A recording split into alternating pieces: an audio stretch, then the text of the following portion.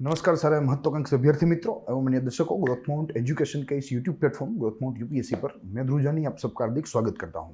आज इस विषय से श्रृंखला के 58वें उपाख्यान के तहत एक और महत्वपूर्ण कानून को आज देखने जा रहे हैं जो आपको दृश्यमान है, जिसका नाम है द इनकम टैक्स एक्ट 1961 या आप उसे आयकर अधिनियम 1961 भी कह सकते हैं। सेम मोडस ऑपरेंडी से जिन कार्य सूची से हमने इस पूरी श्रृंखला में अलग अलग उपाख्यानों में अलग अलग लेक्चर के ऊपर बात की है, वैसे ही आज भी उसी कार्य सूची के तहत बात करनी है, जिनमें सबसे प्रथम परिचय एवं पृष्ठभूमि देखनी है, फिर उसके उद्देश्य एवं उसके प्रमुख प्रावधानों की बात करनी है, और आखिरी में अगर इनमें कोई सुधार है तो उसके बारे में देखेंगे, संशोधन के बारे में देखेंगे, और अंततः हम लोग इसके महत्व एवं इसकी आलोचना के बारे में देखेंगे। साथ ही आज का कानून महत्वपूर्ण है, प्लस जैसे आपको मालूम है कि यह पूरी श्रृंखला इस पुस्तिका के ऊपर जो है आधारित है, और यह पुस्तिका हमारे पास यहाँ फिजिकल फॉर्म में भी उपलब्ध है। बहुत ही अच्छी तरीके से डिजाइन की हुई है, जो कि सारे के सारे संधि सेवाओं के जो अभ्यर्थी हैं, महत्वाकांक्षी अभ्यर्थी, उनको उपयोगी हो, न्यायिक परीक्षा देने वाले जो अभ्यर्थी हैं उनको उपयोगी हो, पॉलिटिकल एडमिनिस्ट्रेशन जिनका वैकल्पिक विषय है उनको उपयोगी हो, और साथ ही में एक सामान्य नागरिक को समझ बढ़ाने में भी यह एक बुक बहुत ही उपयोगी प्रदान हो सकती है। तो इसी के ऊपर हम यह विशेष श्रृंखला में बात करते हैं। साथ ही फिलहाल हम लोग भाग 8 के तहत चल रहे हैं इस पुस्तिका के। अगर आपको मालूम ना हो तो मैं आपको बता दूं कि यह पूरी पुस्तिका कुल 12 विभागों में विभाजित है, जिनमें 7 के ऊपर हमने चर्चा कर ली है। 8वें उपाख्यान के तहत फिलहाल चल रहे हैं, जो कि मात्र और मात्र अर्थतंत्र संबंधी जो कोई कानून है, अर्थ नीति संबंधी जो कोई कानून है उसको लेकर है। तो यहाँ हमने काफ़ी सारे कानून देखे, लगभग ये भाग का ये तीसरा कानून है जो कि इनकम टैक्स एक्ट 1961 की बात करता है। ये तो बात रही यूट्यूब की वीडियोज़ की, मगर अगर आपको इन चीज़ों को पढ़ना है, इन चीज़ों को आपको समझना है, स्पष्ट करना है पढ़ाई करके, अध्ययन करके, तो आप growthmounteducation.com हमारी वेबसाइट है, आज ही विजिट कीजिए। वहाँ से आपको यह सारी चीज़ें रिसर्च कंटेंट के फॉर्म में प्राप्त होगी। साथ ही वहाँ लॉगिन और रजिस्टर करने से आपको इंट्रोडक्शन टू एग्जामिनेशन भी प्राप्त होगा, एवं एग्जामिनेशन रिसोर्स तक भी आपकी पहुँच जो है वो सरल रहेगी। अब शुरू करेंगे की मूल चर्चा, जिसके तहत हमें इनकम टैक्स एक्ट देखना है। सबसे प्रथम इंट्रोडक्शन से, यानी कि परिचय से। काफ़ी सारे बिंदु देखने हैं, सारी चीज़ें माइंड मैप की मदद से देखेंगे ताकि जानने में, समझने में सरलता रहे, याद रखने में सरलता रहे। सबसे प्रथम the income tax act 1961 is the principal tax legislation of India. Yes, तो यह एक अपने आप में प्रमुख कर अधिनियम है भारत में। ठीक है, जो आयकर अधिनियम है ये अपने आप में भारत में कर संबंधी प्रमुख अधिनियम है, प्रिंसिपल टैक्स लेजिस्लेशन है। It is an extensive legislation with almost 300 sections and 114 schedules. Yes, तो आप देख सकते हैं इसका फैलाव बहुत ही डिटेल्ड यह पूरा का पूरा अधिनियम है। लगभग 300 सेक्शंस, यानी कि it is equivalent to constitution of India. Bharat के संविधान की जो उसका जो कद है उसके समकक्ष ही इसका कद है, इससे थोड़ा सा छोटा इसका कद है, यानी कि इतना विस्तृत रूप से यह कानून जो है वो बनाया गया है। तीसरे बिंदु में कहा गया है कि act provides an elaborate mechanism for the levying of taxes, their administration, collection and recovery. Yes, तो इस एक्ट में आयकर संबंधी आई यानी कि इनकम टैक्स संबंधी सारे प्रावधान किए गए हैं कि किस तरीके से वो लिया जाएगा, प्राप्त किया जाएगा। साथ ही में उसका एडमिनिस्ट्रेशन यानी कि प्रशासन करने के लिए पूरा का पूरा सेंट्रल गवर्नमेंट का एक डिपार्टमेंट है, इनकम टैक्स डिपार्टमेंट जिसे हम लोग कहते हैं, और इसका कलेक्शन और रिकवरी। ठीक है, जहाँ टैक्स एविडेंस हो, जहाँ टैक्स अवॉइडेंस हो। ठीक है, तो इन सारी चीज़ों को यहाँ इस कानून ने एक दिशा दी है। इस कानून में यह सारी चीज़ें स्पष्ट की गई है, और उसी के तहत आज आयकर जो प्रशासन है वो चल रहा है। उसके बाद देखें तो as the name of the legislation indicates, it is an act regulating the taxes on the income of the citizen and institutions of the country. Yes, जैसे इसका नाम से ही हमें मालूम पड़ेगा कि यह कैसा कर है, आय के ऊपर है, यानी कि इनकम के ऊपर यह कर है। और it indicates that the act is regulating the taxes on the income of the individual, यानी कि व्यक्तिगत निजी आय एवं भारत में जो अलग अलग संस्थाएं हैं उनकी आय, उनके ऊपर जो कर लगेगा वो यहाँ इनकम टैक्स एक्ट 1961 के तहत लगेगा, वो यहाँ स्पष्ट किया गया है। उसके पश्चात देखें तो the income tax act was legislated in the 1961 to simplify the tax procedure of the country to have a single law on the subject of taxation in the country. Yes, तो ये एक अपने आप में अम्ब्रेला की तरह कार्य करेगा, और एक सिंगल लेजिस्लेशन या लेजिस्लेटिव फ्रेमवर्क प्रदान करेगा। अन्यथा अलग अलग एजेंसीज, अलग अलग जो इंस्टीट्यूशंस है, अगर वे इस कार्य को हाथ में लेंगे तो उनका जो कोऑर्डिनेशन है वो गलत हो जाएगा, क्योंकि न्यूमरस जो इंस्टीट्यूशंस उसमें इंक्लूड होंगे। मगर यहाँ एक ही इंस्टीट्यूशन है और उसके पास मात्र और मात्र यही अथॉरिटी है कि इनकम टैक्स का जो रेगुलेशन है भारत में वो देखे। A tax is compulsory contribution to the state which acts as a revenue for the state. Yes. Tax क्या है? कर क्या होता है? तो कर एक अनिवार्यतः भुगतान की जाने वाली रकम होती है जो कि कोई भी व्यक्ति, कोई भी संस्था अपने आय में से सरकार को देती है और सरकार के लिए वो एक प्रकार की आय बन जाती है, सरकार के लिए वो एक प्रकार की रेवेन्यू बन जाती है। और भारत में इनकम टैक्स देखें तो it is one of the biggest source of revenue for the government. ठीक है, भारत में इनकम टैक्स या आयकर जो है वो कई सारे बड़े बड़े आय स्रोतों में से एक स्रोत है, तो ये इंपॉर्टेंट है सरकार के लिए। फिर उसके पश्चात देखें तो an income tax is levied on the income earned by a person and the funds received by the state is generally used for creating more infrastructure and investment to improve the living condition of the country, thereby creating a virtuous cycle that leads to the improvement of the company. Ultimately यहाँ development की बात हो रही है, I am sorry. Ultimately जो fund इकट्ठा होगा by the means of income tax, ठीक है, गवर्नमेंट के पास, वो गवर्नमेंट फिर से पब्लिक जो है पब्लिक के लिए या भारत के नागरिकों के लिए या देश के नागरिकों के लिए सरकार जो है वो फिर से उसे लगाएगी। उससे संरचना का विकास होगा, अन्य विकासशील कार्य होंगे। ठीक है, तो यह सारा जो पैसा है वो अपने आप में अल्टीमेटली प्रजा के हित में ही उसका उपयोग होगा। ठीक है, और एक डेवलपमेंट की एक डेवलपमेंट का जो चक्र है वो यहाँ शुरू हो सकता है इन पैसों से, अगर इन्हें अच्छी तरीके से जो है उसका उपयोग किया जाए सरकार के द्वारा। तो ये बात रही इसके इंट्रोडक्शन की। आगे देखें तो पृष्ठभूमि। फिर से माइंड मैप के जो जरिए हमें 4-5 बिंदु देखने हैं, जिनमें सबसे प्रथम बिंदु कहता है कि the precursor of the income tax of 1961 was the Income Tax Act 1922, which was a colonial law. Yes, तो यह एक ब्रिटिश कानून था जो 1961 के कानून से पहले लागू था भारत में, मगर 1961 के कानून ने इस ब्रिटिश युगीन कानून की अब जगह ले ली है।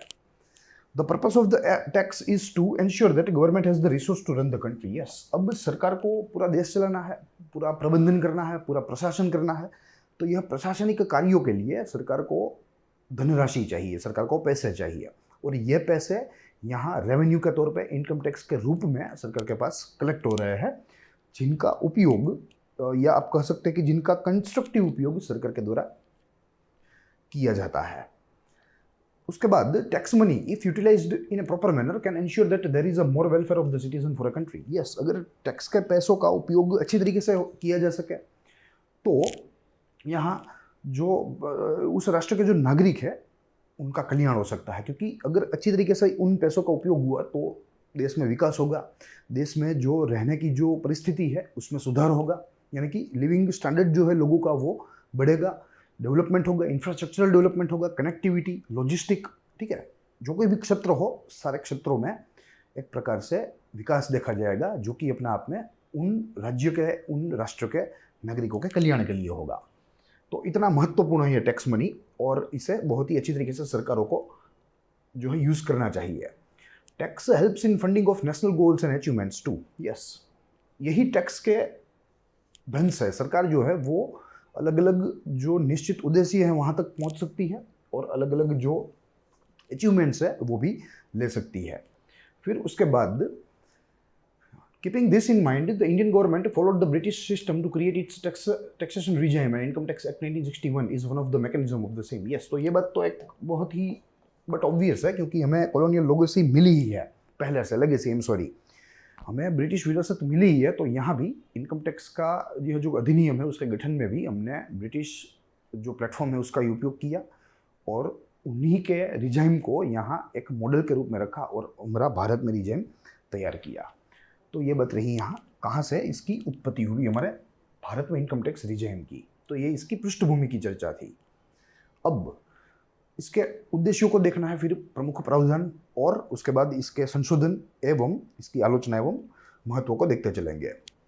ऑब्जेक्टिव में सिंगल पॉइंट ऑब्जेक्टिव है जो कहता है कि the income tax act is the act promulgated to consolidate and amend the law relating to income tax in India. Yes, तो ये एक प्रमुख उद्देश्यों के साथ यह आयकर अधिनियम को लाया गया था कि भारत में जो रिजाइम चल रहा है फिलहाल, उसे खत्म करना है, उसे अमेंड करना है, उसे अपडेट करना है और एक नया रिजाइम भारत में प्रस्थापित करना है। तो उस उद्देश्य के साथ यह कानून भारत में लाया गया था। अब इंपॉर्टेंट प्रोविजंस काफ़ी सारी है, अलग अलग एक के बाद एक हम लोग देखते चलेंगे, जिनमें सबसे प्रथम है charge of income tax. The income tax rates are calculated for every assessment year which in turn is based on the financial year between the months of April and March. Yes, तो हमें मालूम ही है कि 1 अप्रैल से 31 मार्च तक का हमारा जो वर्ष होता है वो वित्त वर्ष होता है, यानी कि फाइनेंशियल ईयर होता है। ठीक है, तो इनके बीच में जो आय किसी भी व्यक्ति ने, किसी भी संस्था ने करी है, उस आय के ऊपर टैक्स लगेगा। और वो जो कर के दर है, जो रेट्स है टैक्सेस के, वो भी एवरी ईयर चेंज हो सकते हैं, उसमें कोई दिक्कत नहीं है, दे कैन बी चेंज्ड। फिर उसके बाद for the purpose of the act A persons income in any earning is any earning received by a person in India and anything an Indian citizen earns outside India। yes, तो act के तहत, इस अधिनियम के तहत किसी भी व्यक्ति की इनकम कौन सी गिननी चाहिए, कौन सी मानी जाएगी। Any earning received by a person in India, किसी भी किस्म की आय जो कि किसी भी व्यक्ति के द्वारा प्राप्त की गई हो भारत में, और anything an Indian citizen earns outside India, और भारत का नागरिक है और उसने भारत के बाहर कहीं पर भी जो है बहुत बड़ी मात्रा में आय करी है, इनकम करी है, तो उसके ऊपर भी इनकम टैक्स लगेगा। यह सारी चीज़ें व्यक्ति के आय के तहत, व्यक्ति की आय की परिभाषा में सम्मिलित है। For the latter the person must ordinarily be resident of India. Yes, for the latter यानी कि यहाँ पूछा गया है Indian citizen earns outside India. अगर वो भारत का नागरिक नहीं है, भारत का रहवासी नहीं है और काफ़ी सालों से वहाँ चला गया है, तो उनके ऊपर यह कानून लागू नहीं होंगे। मगर वो भारत का रहवासी है, भारत में रहता है, बाहर गया और कुछ ही समय में उसने एक जो है एक बहुत ही बड़ी मात्रा में आय प्राप्त करी है, तो उनके ऊपर यहाँ ये चीज़ें लागू हो सकती है। A resident of India who needs to pay an income tax in India is defined as an individual who has been in India for at least 180 days of the preceding year for which they need to pay the tax। 180 days यानी कि 6 महीना। A resident of India who needs to pay income tax in India is defined as an individual who has been in India for at least 180 days of the preceding year for which, yes, तो इसे resident of India कहते हैं जो भारत में 6 महीने से अधिक अवधि तक रहा हो अगले वर्ष, यानी कि पिछले वर्ष, preceding year, not the succeeding one. ठीक है, तो यहाँ ये चीज़ें याद रखनी है, उसे रेसिडेंट ऑफ इंडिया माना जाएगा। अन्यथा अन्य लोगों को रेसिडेंट ऑफ इंडिया नहीं माना जाएगा, उनके ऊपर टैक्स नहीं लगेगा।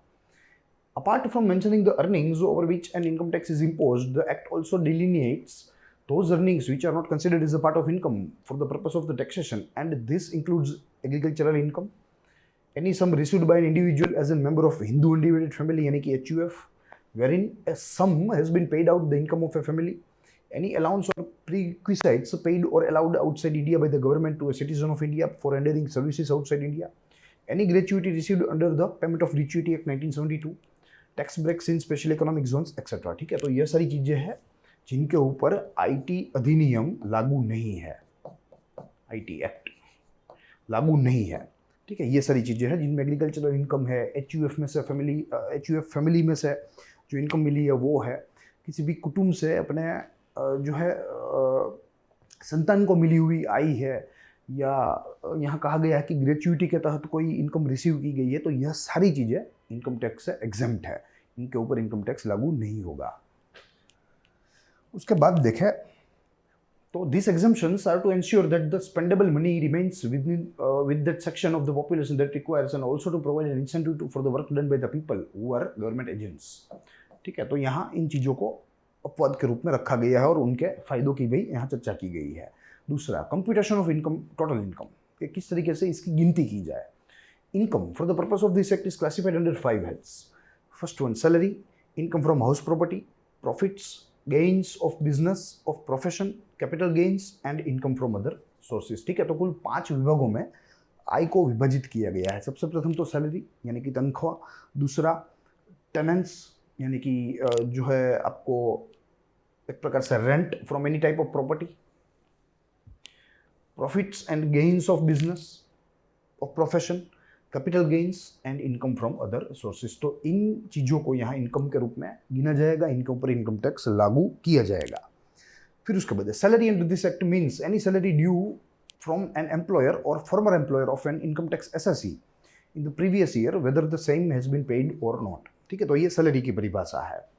Income from house property means the annual value of the property consisting any building or land of which the assessee is the owner other than such portion of such property as they may occupy for the purpose of any business or profession carried out by them for the profit of which are chargeable to income tax। yes, किसी भी अपने रहने की जगह का, अपने घर का प्रोफेशनली कॉमर्शियली उपयोग करना, वाणिज्यिक दृष्टि से उपयोग करना और उसमें से जो है मुनाफा करना। ठीक है, तो ऐसी प्रॉपर्टी के ऊपर जो है या ऐसी प्रॉपर्टी से उत्पन्न हुई आय के ऊपर, इनकम के ऊपर इनकम टैक्स लागू होगा, इनकम टैक्स भरना पड़ेगा। Profits and gains of the business refer to the income and assessee gains from their own business. Income tax on capital gains refer to the tax on the rise in the value of capital assets which is either an investment or a real estate property. Yes, या तो ये investment हो सकता है या तो ये real estate property हो सकती है। और उसमें अगर आपने जो है एक प्रकार से राइज देखा है, ठीक है, आपने कोई भी जो है ज़मीन अगर आपने 100 रुपये में खरीदी है सपोज, और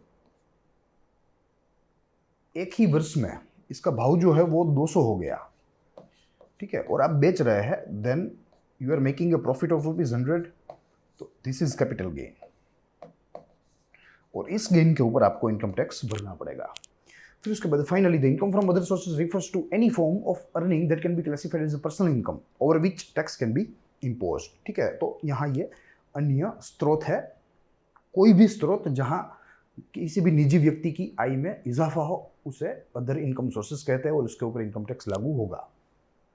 फिर उसके बाद देखें तो deduction in computing total income, section 80 of the act contains the provision of exemptions from the income tax. Yes, section 80। और आपने भी कई बार देखा होगा, अगर आप किसी भी धर्मस्थल, किसी भी तीर्थ स्थल या कोई भी धार्मिक ट्रस्ट हो, अगर आप उसकी रिसिप्ट देखेंगे तो वहाँ ये सारी डिटेल्स जो है वो यहाँ मौजूद होगी कि according to which section of IT act the income is exempted of this particular trust.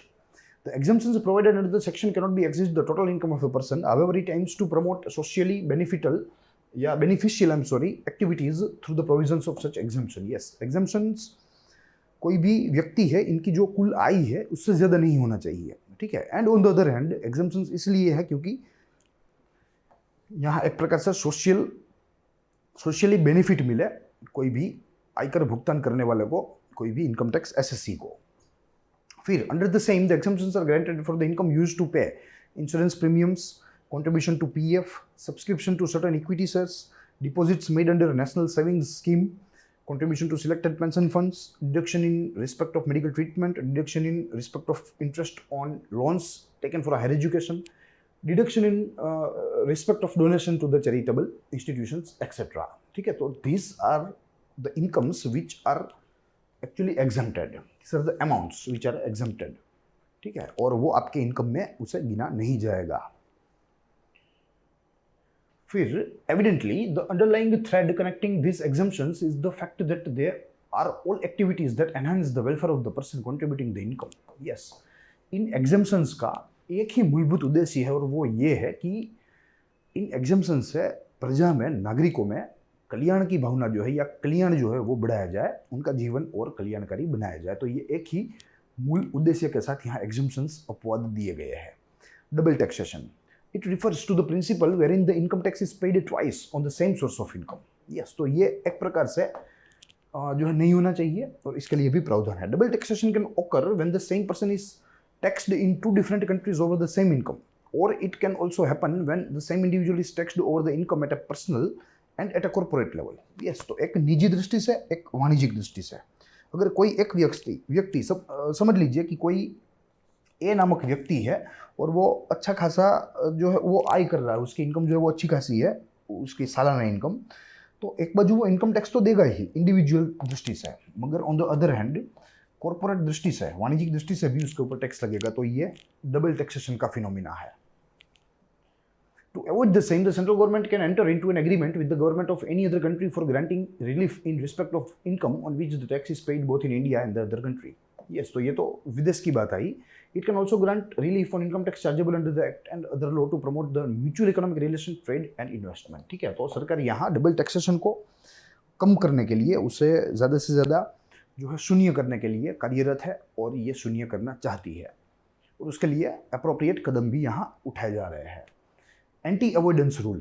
Tax avoidance method is a legal and a lawful manner to modify an individual's financial situation to lower the amount of income tax they need to pay. Yes, there are two phenomena. The one is anti-avoidance, avoidance, tax avoidance, and the one is tax evasion. If we compare both of them, then tax avoidance is legal and lawful, while tax evasion is illegal and unlawful. ठीक है, तो ये दोनों का chief difference है. Tax avoidance यहाँ किया जा सकता है, जो है इंटेलेक्चुअल जो है हमारी एक प्रकार से जो वेल्थ है उसे यहाँ उपयोग में लाकर कम से कम सरकार को टैक्स दिया जा सकता है और इस तरीके से चीज़ों को जो है एक प्रकार से स्कैटर क्लासीफाई किया जा सकता है. तो ये बात तो यहाँ लीगल है, लॉफुल है अवॉइडेंस की, वो करना ही चाहिए, सब करते ही है. The income tax, while recognizing tax avoidance rules, can deem any tax avoidance arrangement to be impermissible if it finds the arrangement to be in violation of the spirit of income tax act. Yes, मगर अगर income tax के department को लगे कि भाई यहाँ जो tax avoidance किया हुआ है वो इनकम टैक्स एक्ट 1961 के प्रोविजंस को वायोलेट कर रहा है, उसका उल्लंघन कर रहा है, तो यहाँ टैक्स अवॉइडेंस की चीज़ों को वे अनलॉफुल घोषित कर सकते हैं, उसे हटा सकते हैं. मगर अन्यथा जब तक वायोलेटिव नहीं है तब तक tax avoidance is legal and lawful. फिर उसके बाद PAN card, permanent account number के नाम से जिसे जानते हैं, जिससे हम लोग परिचित भी है. For filing of income tax, a PAN card must be furnished as a proof of documentation. The PAN card helps the income tax authority to keep track of all financial transaction of an individual SSC और company undertakes to evaluate their income tax liability. ठीक है, तो PAN card की मदद से income tax department can trace the single transaction of individual and of a company as well. ठीक है, तो इसलिए यहाँ पान का उपयोग किया जाता है. तो ये सारी चीज़ें थी इसके मुख्य प्रावधानों के बारे में. वैसे जैसे हमने शुरुआत में ही देखा कि कानून बहुत ही विस्तृत है, मगर यहाँ एक कानून के परिचय के लिए, एक कानून के अभ्यास के लिए यहाँ जो ये सारी माहितियाँ हैं वो पर्याप्त है. आप इन माहितियों का उपयोग करके आपके परीक्षा में उत्तर दे सकते हैं. प्रिलिमिनरी पॉइंट ऑफ व्यू हो तो जो आपके वैकल्पिक प्रश्न है उनका जवाब भी आप अच्छी तरीके से दे सकते हैं.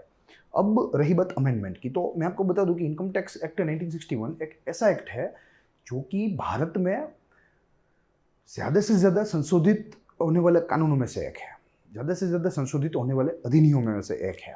देखेंगे, the income tax act 1961 is one of the most amended laws in the country with their being revisions almost every year. Yes, प्रति वर्ष बजट के तहत ही उसके ऊपर या उसका संशोधन जो इनकम टैक्स एक्ट 1961 का वो किया जाता है.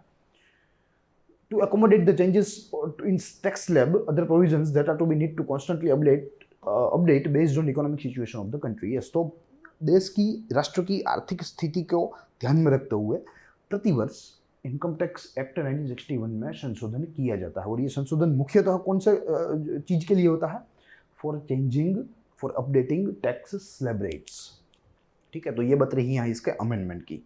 अब इसके क्रिटिसिज्म यानी कि इसकी आलोचना, साथ ही में इसके महत्व यानी कि इंपोर्टेंस के बारे में देखना है. शुरू करेंगे क्रिटिसिज्म से. सबसे प्रथम, एक्ट इज कॉम्प्लिकेटेड ऑफेंट being much outside the understanding of ordinary citizen of India. Yes, it is complicated. अगर आप मैन्युस्क्रिप्ट देखेंगे इनकम टैक्स एक्ट 1961 की, तो it's very complicated and the language is very legal. ठीक है, तो ये एक तो सबसे प्रथम बात है, क्योंकि ये प्रति व्यक्ति को प्रभावित करने वाला कानून है, तो ये कानून की भाषा बहुत ही सरल होनी चाहिए. आम से आम आदमी को जो है, या आप समझ लीजिए कि कम से कम शिक्षित व्यक्ति को, प्रशिक्षित व्यक्ति को भी यह चीज़ें समझ में आनी चाहिए, वो नहीं है. तो ये इसकी पहली आलोचना है. दूसरी, तो income tax collection rates in India still remain Fairlie low even though it is the biggest source of revenue for the government. Yes, भारतीय सरकार के लिए आयकर जो है वो एक सबसे बड़ा आय का स्रोत है, मगर फिर भी अगर देखें तो जो टैक्स स्लैब रेट्स है वो बहुत ही कम है. तो यहाँ कुछ स्ट्रक्चरल चेंजेस की ज़रूर है. ये कि इसकी दूसरी आलोचना है. तीसरे बिंदु में कहा गया है कि act fails in creating awareness regarding filing income tax to ensure that more citizens file their taxes every year. Yes, तो यहाँ जागरूकता लाने में भी यह कानून जो है वो इतना कारगर नहीं साबित हुआ, इतना असरकारक नहीं है। तो ये भी एक इसकी तीसरी आलोचना है। ऑन द अदर हैंड हम देखें तो हमें इंपॉर्टेंस देखना है। 3 बिंदु में इंपॉर्टेंस को देखना है, जिनमें सबसे प्रथम बिंदु कहता है important legislation that consolidates the personal tax regime in India. Yes, personal tax regime जो है वो मात्र और मात्र इस कानून से ही प्रशासित होता है, इस कानून से ही इसका कार्यान्वयन होता है। तो अपने आप में यह महत्वपूर्ण कानून है। दूसरा, income tax is important source of revenue for government, having a clear statue to administer the same becomes extremely important. ठीक है, यह इंपॉर्टेंट सोर्स तो है ही है सरकार का, आय का। तो इसके लिए एक समर्पित कानून होना चाहिए, एक लीगल फ्रेमवर्क होना चाहिए, और ये लीगल फ्रेमवर्क यहाँ इस कानून के द्वारा प्रदान किया जाता है, तो महत्वपूर्ण है। Act also provides an extremely elaborate and detailed mechanism for the same that keeps itself updated with the latest tax principles across the world to ensure that the benefit of the taxation is realized by both government and it's citizen. Yes, तो ये भी बहुत ही अच्छी बात है। Extremely elaborated, जैसे हमने देखा विस्तृत रूप से यहाँ मैकेनिज्म जो है, पूरा रेगुलेशन जो है, पूरा जो एडमिनिस्ट्रेशन है वो बताया गया है इस कानून में। साथ ही ये कानून अपने आप को अपडेट रखता है with global scenarios, global tax scenarios, ताकि टैक्स रिजाइम का या टैक्स के जो पैसे है, जो धन है, उसका उपयोग कुछ इस तरीके से किया जाए जिनसे दोनों पक्षों को फायदा मिले, चाहे वो सरकार हो, चाहे वो राष्ट्र के नागरिक हो। तो इस तरीके से यहाँ यह कानून जो है वो भारत में लागू किया गया था, और आज आयकर अधिनियम के द्वारा ही आयकर का प्रबंधन प्रशासन किया जा रहा है। तो यही चीज़ें थी जो कि आज मैं यहाँ इस कानून में पढ़नी थी। आज ये 58वां लेक्चर था जो कि यहाँ अब संपूर्ण होने जा रहा है। I hope you enjoy the lecture. साथ ही चीज़ों को आपको पढ़ना है तो आप growthmounteducation.com वेबसाइट विजिट कीजिए। अगर आप अंग्रेजी माध्यम के हैं तो आपके लिए चीज़ें अंग्रेजी में उपलब्ध है। अगर आप हिंदी के विद्यार्थी अभ्यर्थी है तो आपके लिए चीज़ें जो है वो हिंदी में उपलब्ध है। साथ ही लॉगिन रजिस्टर कीजिए, इंट्रोडक्शन टू एग्जामिनेशन पाइए, और एग्जामिनेशन रिसोर्स का भी एक्सेस पा सकते हैं। तो यही चीज़ें थी। हम लोग मिलेंगे नेक्स्ट लेक्चर में नेक्स्ट कानून के साथ। इस भाग का ही कानून होगा क्योंकि ये भाग थोड़ा विस्तृत है, भाग 8 है इस पुस्तिका का। तो एक और अर्थनीति अर्थशास्त्र के संबंधी कानून के साथ मिलेंगे।